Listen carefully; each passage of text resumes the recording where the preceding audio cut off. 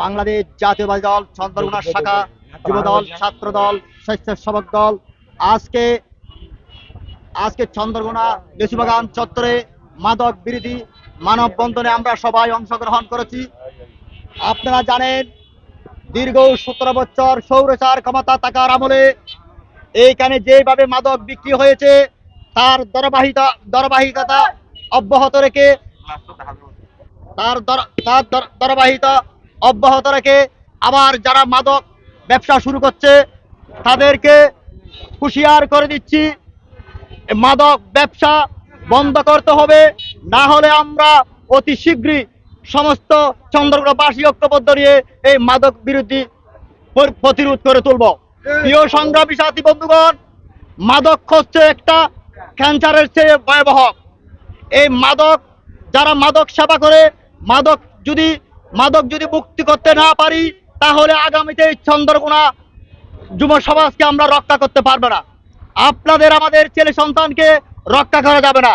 যখন মাদক সেবক যারা আছে তারা মাদক যখন খাওয়ার জন্য টাকা না পায়, তখন আপনারা দেখেছেন টিভিতে, মিডিয়াতে, সমস্ত সোশ্যাল মিডিয়ার মাধ্যমে দেখেছে মাদকের টাকা না পাওয়ার কারণে নিজের বাবাকে হত্যা করেছে, নিজের মাকে হত্যা করেছে, নিজের ঘরেতে আগুন ধরাই দিয়েছে।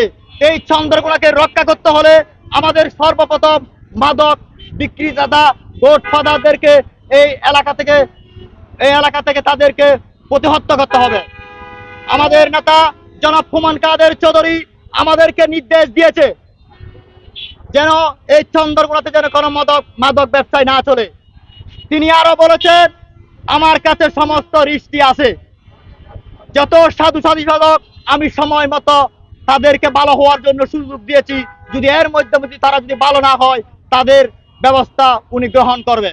আমি থানা প্রশাসনকে বলছি এবং তিন মহোদয়কে বলছি এবং আমাদের আইন শৃঙ্খলা বাহিনীকে বলছি, যারা এই ধরনের সাথে জড়িত আছে তাদের বিরুদ্ধে কঠোর ব্যবস্থা গ্রহণ করার জন্য। প্রিয় সাংবাদিক ভাইরা, আপনারা চাইলে একটা মানুষকে হিরো বানাতে পারবে, আবার একটা মানুষকে জিরো বানাতে পারবে। আপনারা সঠিক তথ্য তুলে ধরবেন। আজকে এখানে যুবদল, ছাত্রদল যারা এসেছে তাদেরকে আমি ধন্যবাদ জানাই, তার সাথে সাথে আমাদের মিডিয়া ভাইদেরকে ধন্যবাদ জানাই।